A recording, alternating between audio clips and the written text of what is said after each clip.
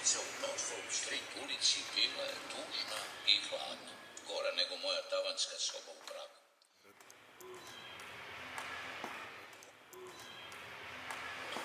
Došao sam u ovaj koledž da učim fiziku i da vidim kako je Maxwell odgovorio na pitanje šta je svetlo.